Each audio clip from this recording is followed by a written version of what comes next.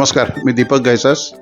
मी आत्ताच पत्रापत्री हा नाट्यप्रयोग बघितला. खरं ते नाटक नाही आहे आणि ज्या ज्या विषयांना त्यांनी हात घातला आहे त्याच्यामध्ये हसवणूक तर आहेच, परंतु त्याबरोबर समाजाला काही काढलेले चिमटे पण आहेत आणि त्या चिमट्यांमुळे मला वाटतं जास्त अशा थिएटरमध्ये आम्हाला मिळाला बघायला.